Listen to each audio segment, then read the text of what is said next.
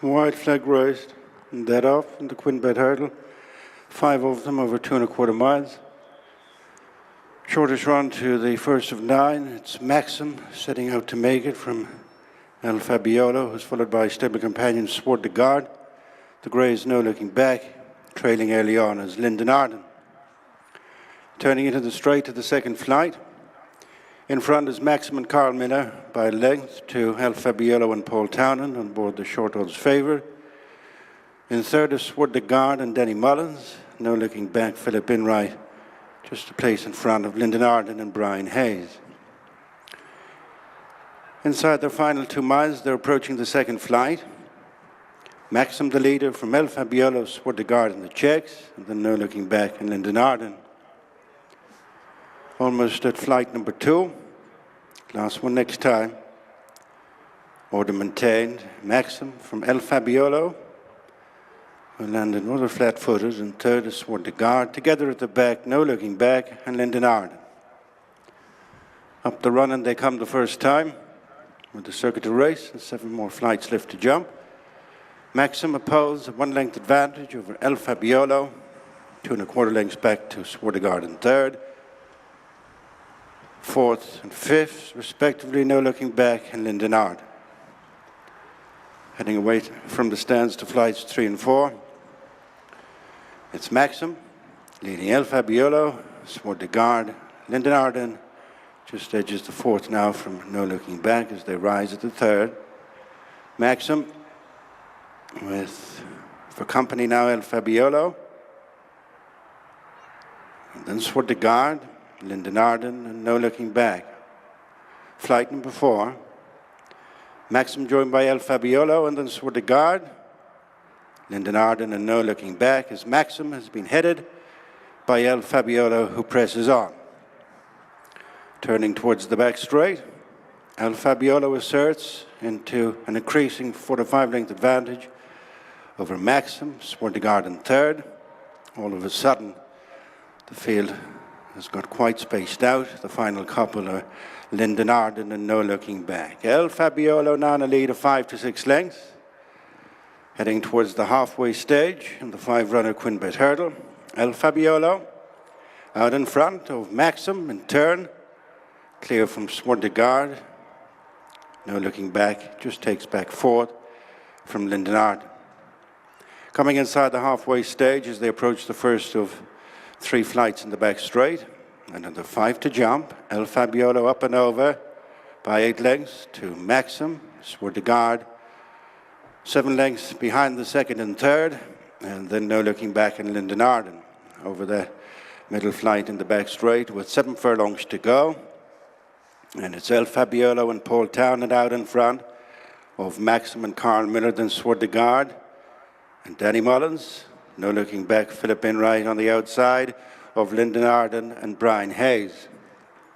Going to the last of 3 in the back straight. This is the third last. El Fabiolo has moved out for the better ground. Maxim second. Well behind him in third is Soir De Garde and then no looking back in Linden Arden. 2 flights to jump with a vastly reduced advantage. El Fabiolo as Maxim has moved back to be within length of the leader. Soir De Garde still well behind them in third as they pass their point of departure. El Fabiolo rejoined by Maxim, 10-12 lengths adrift in third as Soir De Garde, Linden Arden, and finally no looking back. At the second last, it was their first, El Fabiolo from Maxim, a remote third as Soir De Garde, and then no looking back, and Linden Arden. Well strung out, turning in for the final flight in the Quinn bet hurdle. El Fabiolo is breezing along in the lead. In second is Maxim. Third is Soir De Garde, and then no looking back, and Linden Arden on the run towards the final flight. It's El Fabiolo, gone a long way clear again from Maxim, Soir De Garde, no looking back, and Linden Arden at the final flight. El Fabiolo untidy, but has really given the other 4 a runaround here in the Quinn bet hurdle. El Fabiolo and Paul Townend coming up to the line. They win by half the length of the home straight. Soir De Garde ran on late to take second. Third was Maxim. Facile success then for El Fabiolo. That takes him into double figures in terms of his career tally. And he returns the 7-2 favourite. Under the champion jockey Paul Townend, a few sloppy jumps on the way round, Lisa, including at the final flight, but he'd already stamped his superiority over his rivals at that stage. Maxim took them along early, but they weren't going much of a gallop. Paul Townend let him stride on, and ultimately it was just a case of getting from A to B here, I think, wasn't it? Yeah, there was never any too much of an anxious moment. I suppose a little squander over the last flight of hurls, but he's much better on the day. He retains all the ability that we've seen him with beforehand, albeit now this wasn't the strongest of fields that he's encountered in his career, but ultimately a very good performance by him, and I can imagine that I'd say Connections will be looking to pitch him in much tougher company over the next while. I suppose with those spring festivals coming up, is there potential that we could see him in the likes of an Aintree or somewhere like that? Wouldn't be the greatest shock, would it? No. I'd say Simon Munir and Isaac Swade might have a nice team for that meeting. Yeah, or it's like Impere Pass, I wouldn't be shocked if he was aimed at that as well. No, he's certainly earned the right to certainly take a chance there anyway. Really good to see him back in the winners' enclosure yet again. Maxim probably faded and folded late on. He didn't even get second. Soir De Garde stayed on for second place, but look, the winner's in a league of his own, Gary. Let's see what Paul Townend made of that from El Fabiolo. Paul, he was good and fresh on the way down to the Star. What about his performance in the race itself? Sure, that's him. You know, I thought if I could hold him for some bit, if when we were going that slow, and I just let him at it then, because I didn't want to get in too much of a fight with him. But he seems to be enjoying life, and you know, he took on his hurdles really nicely, and he's won really well.